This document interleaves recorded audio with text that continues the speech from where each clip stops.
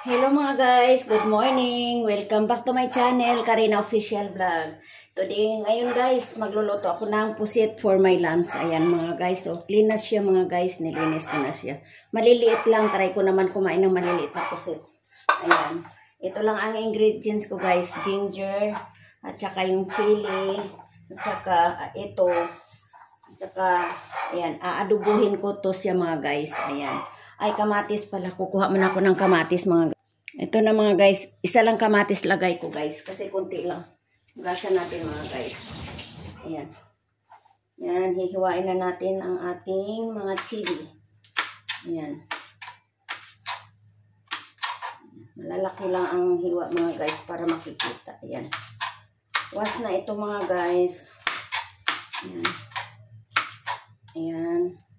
Gawin natin yung basura dito. Tapos, garlic natin. Balatan natin. Pitpitin lang to guys. Ganito lang dito sa Pinas. Madali lang ang pit. Ayan. Tapos, balatan. Ayan. Ganito lang kabilis yung magpitpit ng bawang mga guys. Ayan. Tapos, gagayatin lang din ng mga pino. Ayan. Di ba mga guys? Ayan. Ayan. Set aside natin sila. Tapos itong kamatis. Ayan. Pang lang yan guys. Pang lasa-lasa. Mura ng kamatis mga guys. Ito yung nabili ko nung isang araw. 15 nila 1 kilo. Pero pag dito sa amin, sa lugar namin dito sa subdivision, 40. Mayroong pang nagbibenta ng 50. Kaya pumunta ako mismo doon sa Imus Palengke. Ako guys, pag nag-adobo, nilalagyan ko ng konting loya. Pang-alis ba ng pangpasarap ng lasa kasi maganda itong loya sa isa pa pampaganda din ng boses ito. Char. Hindi guys, masarap talaga pag may loya, may lasang loya. Ganon talaga ako. Mas kasanayan ko na talaga maglagay ng yan. Tapos hihiwain na natin ng pahaba na maliliit. Yan mga guys. Ayan. Yan, di ba? Yan. Ayan, naka-ready na siya ng mga guys. May mag-prepare ako ng kawali mga guys ha. Ito na guys, ang ating kawali. Ayan, buksan ko na yung tangki ng gas. Bubuksin din ko na ang apoy. Ayan. Ayan na mga guys.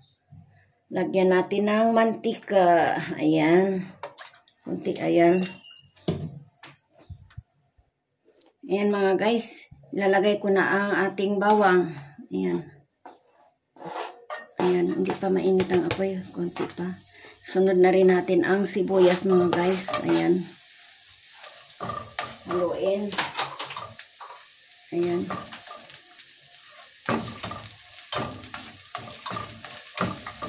Ano to guys? Ginisang pusit kun adobo.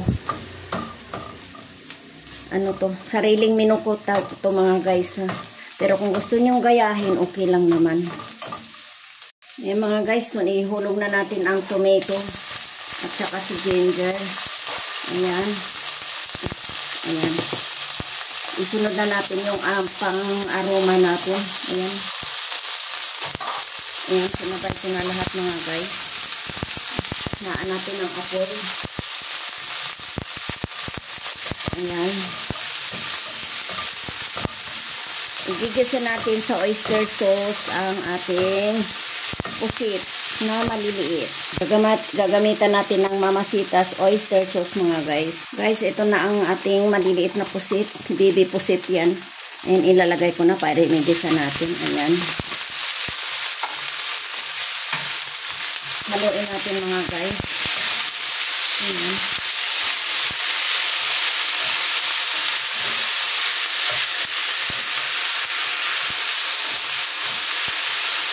Sandali lang ito maluto mga guys kasi maliliit siya. Ayan. Nalagyan na natin siya ng mga aroma spicy. Ito guys ang black pepper. Ayan. Yan. Tapos ito naman ang salt. Kunti lang ang salt natin mga guys kasi lalagyan natin. Iodize ito mga guys. Lalagyan natin konting asin. Ito na guys ang oyster sauce. Ihuhulog ko na. Hindi natin to sasabawan mga guys. Ayan, tingnan mo nagtubig siya. Oh. May bumili pa kasi ng ice mga guys. Kaya, ayan oh. Ayan mga guys. Kita nyo na.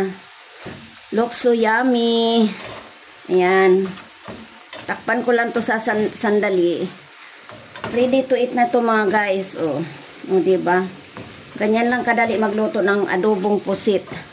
Yan. Yan ang adobong pusit mga guys. Adobong pusit sa oyster sauce. Wow. Oh, super yummy na. Ayan.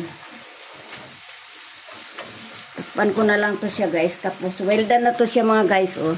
Ganyan lang siya mga guys. Ready to eat na yan siya. So yummy. Ayan. Ayan mga guys. Well done ang aking pusit de oyster sauce. Sana'y magustuhan niyo akong video for today. Thank you for watching. God bless us all. Please watch my video mga guys and subscribe. Follow my YouTube channel. Karina Official Vlog lang po. Maraming salamat. Thank you very much.